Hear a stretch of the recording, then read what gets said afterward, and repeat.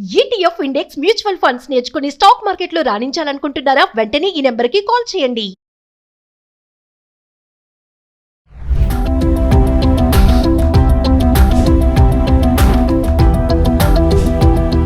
నమస్తే, welcome back to Suman TV. ప్రస్తుతం మనతో పాటు ఉన్నారు తోడు నీడ ఆర్గనైజేషన్ ఫౌండర్ రాజేశ్వరి మేడం.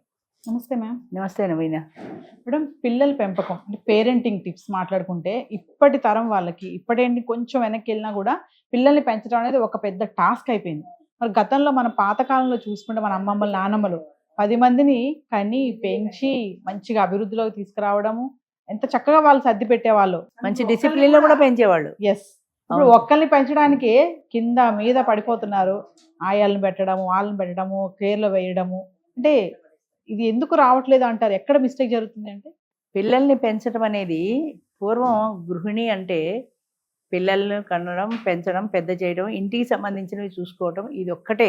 అంటే ఇంటికే పరిమితం అయ్యింది ఆడది ఒకప్పుడు, ఒక 60-70 ఏళ్ల కిందట. ఇప్పుడు ఏంటంటే చదువుకున్నారు, ఉద్యోగాలు చేస్తున్నారు, వాళ్ళు బయటికి వెళ్తున్నారు, వాళ్ళకి క్లబ్బులు, పబ్బులు, మరి దాన్ని ఏమంటారు, ఉమెన్స్ క్లబ్బులు, ఇవి చాలా వ్యాపకాలు పెరిగిపోయినాయి ఆడదానికి.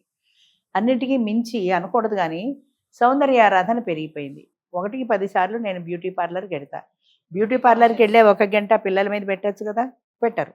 కావాలంటే వాళ్ళకి ట్యూషన్ చెప్పి పడేస్తారు. వీళ్ళు మాత్రం బ్యూటీ పార్లర్కి వెళ్ళాలి, నేను అందంగా, ఈ దిక్కుమాల అందం 25-30 ఏళ్ల తర్వాత అమ్మకం చూడవు. ఇవాళ 25-30 ఏళ్ల వయసులో ఉన్నాం, అందంగా ఉండాలని తాపత్రయపడుతున్నాం. ఈ అందం ఎన్నాళ్ళు ఉంటుంది? ఇప్పుడు నేనున్నాను, నాకు 75 ఏళ్ళు, నేను 50 ఏళ్ల కిందట బాగుండుంటా, కానీ ఇవాళ అందం రాదు కదా రమ్మంటే. సహజంగా అది పోతుంది. పొయ్యే అందం మీద వ్యామోహంతో కుటుంబాన్ని ఎందుకు పాడు చేసుకుంటావు? పూర్వం 10 మంది పిల్లల్ని కానీ, ఇప్పుడు మా రోజుల్లో కూడా మా పిల్లలు చిన్న పిల్లలప్పుడు కూడా ఈ చేత్తో పిల్లల్ని చంకన వేసుకొని ఈ చేత్తో గరిటి తిప్పుతూ వంట చేసుకున్న రోజులు అవి. ఎందుకంటే ఇక్కడ పిల్లలు ఏడుస్తుంటే ఇలా, మా అమ్మగారు అయితే మరీ ఘోరం, ఆవిడ ఎత్తుకుండి ఆ పిల్ల పాలు తాగుతుంటే ఈ పడయుడి పక్కన వంట చేసుకునేది. నాకు ఆశ్చర్యం వేసేది, అలా ఎలా చేస్తారు? ఆ పిల్ల ఇలా వంగిపోయి పాలు తాగుతుంటే ఆవిడ ఇక్కడ వంట చేసుకుంటుండేది. అంటే అక్కడ వంట అవ్వాలి, ఇక్కడ పిల్ల ఏడవకుండా ఇవ్వాలి. అలా పెంచారు. అలా పెంచినా కూడా డిసిప్లిన్లో పెంచారు. ఇప్పుడు అసలు డిసిప్లిన్లు ఎక్కడున్నాయి? ఏడాది పిల్లలకి ఫోన్లు ఇచ్చేస్తున్నారు తల్లులు. పైగా మురిపెంగా చెప్తారు, మా అబ్బాయి ఫోన్ లేనిదే అన్నం తిన్నాడు, నేను లేక ఒకటి కొట్టేవాళ్ళు లేక. నీది తప్పు. వాడి ఫోన్ అలవాటు చేసింది వాడు పుడుతూనే ఫోన్ ఏంటో తెలియదు, నువ్వు అలవాటు చేసావు వాడికి. అది చూస్తుంటేనే వాడు అన్నం తింటాడు. అది కూడా ఎలాంటివి చూస్తారు వాళ్ళు? మా పనమ్మాయికి కొడుకున్నాడు, వాడికి ఫోన్ ఇచ్చేస్తుంది, వస్తుంది.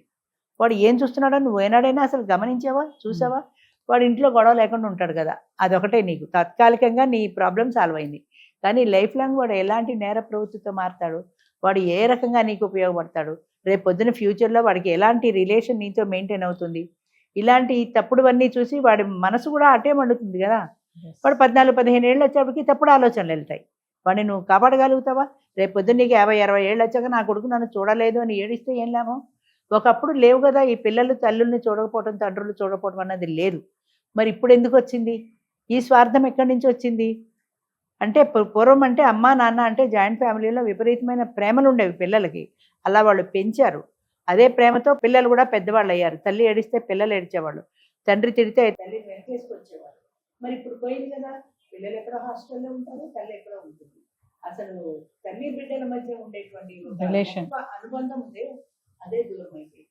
అయితే ఒక విషయం మేడం, కొంతమంది అడిగినప్పుడు ఏం చెప్తారంటే, మరి మేము సంపాదించాలి కదా, పిల్లల్ని పెంచాలి కదా, దానికోసం ఇద్దరం ఉద్యోగాలు చేయాలి కదా, ఇద్దరు ఉద్యోగాలు చేయాలంటే వాళ్ళని ఎవరు చూసుకుంటారు, అందుకే మేము అక్కడ ఇక్కడ పెడుతున్నాం, మనుషులు పెడుతున్నాం అని కొంతమంది చెప్తున్నారు. కరెక్ట్. అందుకే ఈ బాండింగ్ అనేది కోఆర్డినేషన్ ఉండట్లేదు అని అంటారు. నిజంగా అది కరెక్టే అంటారా?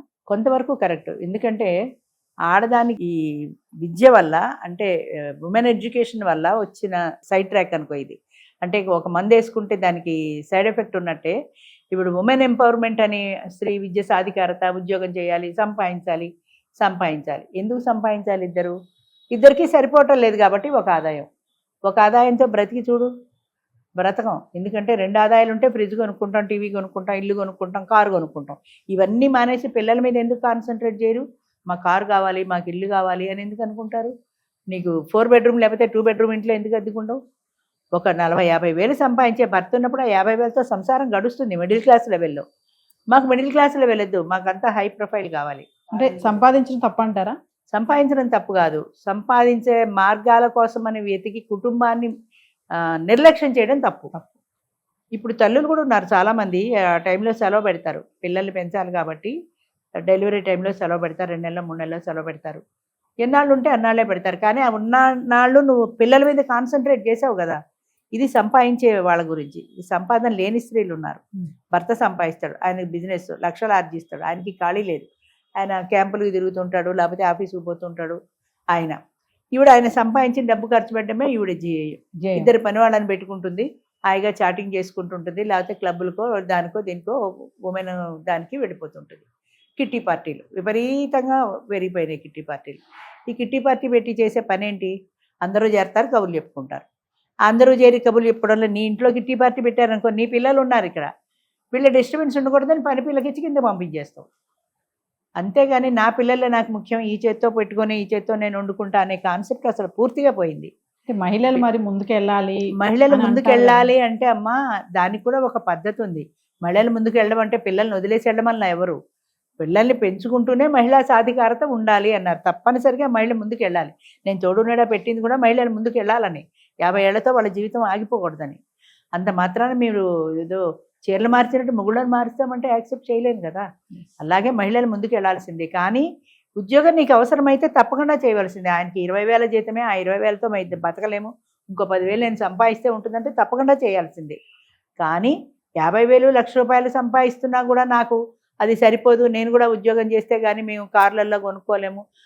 మా అమ్మగారు మా చిన్నప్పుడు తిట్టేవారు, ఉద్యోగాలు చేస్తున్నా అని ఆడవాళ్ళు 4 చీరలు కట్టుకుని సోగ్గా బ్యాగులు వేసుకుని తిరుగుతారు. అంతకంటే నువ్వు 4 చీరల బదులు 2 చీరలతో ఇంట్లో ఉంటే నీకు 2 చీరలు చాలు. నువ్వు బయటకు వెళ్తున్నావు కాబట్టి 4 చీరలు అవసరమయ్యాయి, దానికోసం డబ్బు ఖర్చు పెడతావు. నువ్వు బయటకు వెళ్తున్నావు కాబట్టి 2 పని వాళ్ళు కావాలి, దానికోసం ఖర్చు పెడతావు. ఇదంతా మానేసి నువ్వు ఇంట్లో కూర్చుంటే పొదుపు అయినట్టే కదా. అప్పుడు ఆ జీతం సరిపోదా నీకు? నేను ఉద్యోగం చేస్తే కానీ మా ఇల్లు గడవదన్నావు, దానికోసం 4 చీరలు, దానికోసం బ్యూటీ పార్లర్లు, మేకప్లు, ఇవన్నీ నీకు అవసరమా? ఎంతవరకు అవసరమో మహిళా సాధికారత? మహిళ ముందుకు వెళ్లాల్సిందే, ఎంతవరకు అంతవరకే వెళ్ళాలి. అంతేగాని పిల్లల్ని వదిలేసి సంసారం వదిలేసి నువ్వు బ్యూటీ పార్లర్లకు వెళ్ళి మేకప్లు చేసుకుని నేను యంగగా కనపడ్డాను. ఎన్నాళ్ళు యంగగా కనపడతావు? 30 ఏళ్ళు 40 ఏళ్ళు తర్వాత నీకు వద్దన్నా ఓల్డేజ్ వస్తుంది. ఈవేళ రేఖ హేమాలని వీళ్ళంతా ముసలాళ్ళు అయిపోలా. ఒకప్పుడు వాళ్ళు మంచి స్మార్ట్గా ఉన్న హీరోయిన్లే, ఇవాళ అడ్రస్ లేరు. అంచేత జీవితంలో వృద్ధాప్యం అనేది ఎప్పటికైనా వచ్చేదే. దాన్ని మనం ఆనందంగా స్వీకరించాలి, ఫేస్ చేయగలగాలి. అమ్మో వృద్ధాప్యం వచ్చేస్తుందేమో, నాకు యంగ్ లుక్ రావాలి అని పార్లర్ల వెంబడి ఎందుకు తిరుగుతారు? అంటే పార్లర్కి వెళ్ళొద్దని నా ఉద్దేశం కాదు, వెళ్ళాల్సిందే. కానీ దానికి ప్రాధాన్యం ఇవ్వద్దు. లైఫ్లో ప్రయారిటీస్ అనేవి కొన్ని ఉంటాయమ్మా. ముందు నీ కుటుంబం, నీ పిల్లలకి ఆ పేరెంట్ ఎఫెక్షన్ అవసరం. ఎంతో మన పేపర్లలో చూస్తుంటాం, పాలు తాగితే పిల్లలు బ్రెస్ట్ ఫీడింగ్ అయితే అందం చెడిపోతుందని పోతపాలు ఇస్తున్నారు, తల్లిపాలు ఇవ్వండి అని మొత్తుకుంటున్నారు. అవునా? మీరు బ్రెస్ట్ ఫీడింగ్ ఇస్తే మీ అందం తగ్గిపోతుందని దిక్కుమాలే అందం మీద ఎందుకు? పిల్లవాడి ఆరోగ్యం ముఖ్యం. వాడి తల్లిపాలతో సహజంగా వచ్చేటువంటి హెల్దీ మిల్క్ వల్ల వాడికి సహజంగా ఆరోగ్యం వస్తుంది, ప్రోటీన్ వస్తుంది, తర్వాత కాల్షియం వస్తుంది, ఇవన్నీ పెరుగుతాయి. పోతపాలలో ఇవి రావు కదా. పాలు లేక పోతపాలు పట్టడం వేరు. అదే రెండింటికి తేడా ఏంటంటే పాలు లేక పోతపాలు పట్టడం వేరు, ఉండి నువ్వు ఇవ్వకపోవడం వేరు. ఉండి నువ్వు ఇవ్వకపోవడం ఎందుకంటే అందం చెడిపోతుందని. అందానికి ఇచ్చిన ప్రాధాన్యం కన్నా బిడ్డకి ఇవ్వవా, అక్కడ తేడా వస్తుంది. అది చూసుకోవాలి, ఏది ప్రయారిటీ. నా బిడ్డ ప్రయారిటీ అనుకుంటే పిల్లకి పాలిస్తావు, నా బిడ్డగా అంటే నా అందమే ప్రయారిటీ అనుకుంటే వీడికి పోతపాలే పడతావు. అంచేత ఏది ప్రాధాన్యం? నా కుటుంబం ప్రధానం, నా భర్త ప్రధానం, నా పిల్లలు ప్రధానం, తర్వాత మిగతావన్నీ. అని నువ్వు ఖర్చులు కుదించుకో, బ్రతకగలవు. ఆయన జీతంతో కూడా బ్రతకగలవు, కానీ ఖర్చులు కుదించుకోవు. నీకు షోకులు కావాలి, బ్యూటీ పార్లర్లు కావాలి, క్రీములు కావాలి, ఫేస్కి రాసుకునే రకరకాల అవి క్రీములు అవన్నీ కావాలి. నువ్వు బయటికి కారులో వెళ్ళగలిగే, పైగా కార్లలో కూడా పోటీ. 20,000 30,000 ఎంత 4 లక్షలు 5 లక్షలు పెడితే ఏదో స్విఫ్ట్ లాంటిది వస్తుంది. ఈ కార్లల్లో కూడా తేడా ఉంది, అది కూడా నాకు అసలు తెలియదు ఈ తేడాలు ఉన్నాయని. నాకు ₹1,00,00,000 బెంజ్ కార్ కావాలి అంటే ఈ 4-5 లక్షల ఇది షిఫ్ట్ పనిచేయదు. 50 లక్షల కారులో ₹1,00,00,000 బెంజ్ కారులో కూర్చుంటే ఏం కలిసి వచ్చింది? కారు ఏదైనా ఒకటే, నిన్ను ప్రయాణం చేసి తీసుకెళ్లే గమ్యానికి. నేను ₹1,00,00,000 బెంజ్ కారులో కూర్చోవాలి. ఎందుకు వచ్చిన కోరికలు ఇవి? అంటే దీనికి ప్రధానం ఏంటంటే అమ్మా, మన మనసుని మనం కంట్రోల్ పెట్టుకోకపోవటం. మన మనసుని మనం కంట్రోల్ పెట్టుకోలేదు కాబట్టి అది విచ్చలవిడిగా తిరుగుతోంది. పక్కింటి ఆవిడ 10,000 చీర కొనుక్కుంది, నేను కనీసం 15,000 అయినా కొనాలి. ఈవిడ 15,000 పెట్టి చీర కొనుక్కుంటే ఆ పక్కింటి ఆవిడ 25,000 పెట్టి కొనాలి. ఎందుకు ఈ పోటీలు? చీరల్లో ఎందుకు పోటీలు? జీవితంలో ఎందుకు పోటీ చేసుకోవు? జీవితంలో మంచి మంచి విషయంలో పోటీ పడు, చీరలో నగల్లో కాదు. ఆవిడ వజ్రాల నెక్లెస్ కొనుక్కుంది, నేను ఇంకా ఖరీదైంది కొనుక్కోవాలి. అక్కర్లేని అనవసరమైన పోటీలు పెట్టుకొని ఆరోగ్యాన్ని పాడు చేసుకుంటున్నారు, ఉండవలసిన పద్ధతిలో వెళ్ళకుండా సైడ్ ట్రాక్ పడుతున్నారు. అంచేత జీవితంలో ప్రయారిటీ దేనికి ఇవ్వాలి అర్థం చేసుకోవాలి. అది అర్థం చేసుకున్న నాడు ఎవరైనా బాగుపడతారు. అది నన్ను క్షమించాలి, అంటే యంగ్స్టర్స్ని ఉద్దేశించి వాళ్ళని కించపరచడం నా ఉద్దేశం కాదు. సమాజంలో ఇలా రకరకాల మన ప్రవృత్తులతో ఇలా అవుతున్నారు, ఇలా కాకుండా ఇలా ఉంటే బాగుపడతారని చెప్పడం అంతే. ఎందుకంటే మేడం మీరు చెప్పిన మాటలన్నీ నిజంగా వాస్తవమే. ఇప్పుడు అలా నిర్లక్ష్యం అంటే కొంచెం పిల్లల్ని పట్టించుకోకపోవడం వల్ల మీరు అన్నట్టు మొబైల్ ఇచ్చేయడము, సోషల్ మీడియా ఎఫెక్ట్ తో బయట ఎన్ని ఘోరాలు జరుగుతున్నాయో తర్వాత పడతారు, కానీ దీనివల్ల వాళ్ళు గుర్తించరు. నా పిల్లల్ని నన్ను చూడలేదు అనుకుంటారు. నీ పిల్లలు నేను ఎందుకు చూడాలా, కాలంలో అత్తగారిని కూడా చూడలేదు, వాళ్ళ ఇంటి వాళ్ళ ఎదురుగుండానే మీ ఇద్దరు గొడవ పడ్డని చూశారు. ఓ అమ్మని చూడక్కర్లేదు కాబట్టి వాళ్ళ మనసులో ఆనాడే చిన్నతనంలోనే బీజం పడింది. మా అమ్మని ఇలా వదిలేసింది కదా అమ్మ, అంచేత రేపొద్దున మనం కూడా పెద్ద అయితే అమ్మని వదిలేయచ్చు అనే భావన, అంకురార్పణ అక్కడ జరిగింది. మరి పూర్వం ఎందుకు జరగలేదు? మా తాత ముత్తాతల రోజుల్లో పెద్దవాళ్ళని ఎందుకు చూసేవారు? వాళ్ళ తల్లిదండ్రులు వాళ్ళని చూశారు కాబట్టి పెద్దవాళ్ళు అంటే మనం ఇలా చూడాలని పిల్లలు చిన్నప్పటి నుంచి నేర్చుకున్నారు. అంచేత వీళ్ళు పెద్దవాళ్ళు అయిన తర్వాత ఈ పిల్లలు పెరిగి పెద్దవి వాళ్ళని చూశారు. అది మానేసి మా అత్తగారు ఎప్పుడు ఓల్డేజ్ హోమ్లోనే ఉంటుందండి, ఆవిడ అక్కడే కంఫర్ట్గా ఉంటుంది అని చెప్తుంది కోడలు. రేపు పొద్దున్న నాకు ఎప్పుడు అర్థం కాని విషయం ఏంటంటే, నేటి యువకులే రేపటి వృద్ధులు అన్న సంగతి మర్చిపోతారు. ఇవాళ నీకు 25 ఏళ్ళు, మరొక 50 ఏళ్ల తర్వాత నువ్వు కూడా సీనియర్ సిటిజన్ అయిపోతావు. అప్పుడు నీ పిల్లలు చూడకపోతే నీ మానసిక స్థితి ఎలా ఉంటుంది? ఆ సంగతి మర్చిపోతున్నారు. ఇవాళ అందం శాశ్వతం కాదు, ఇవాళ 25 ఏళ్ల వయసు శాశ్వతం కాదు. ఖచ్చితంగా రోజులు ముందుకెడతాయి. ఆ సంగతి మర్చిపోతే ఇలాగే ఉంటుంది. అది మర్చిపోకుండా ఉంటేనే పెద్దవాళ్ళ పట్ల గౌరవం ఉంటుంది. Thank you ma'am. ఇంకమ్మా.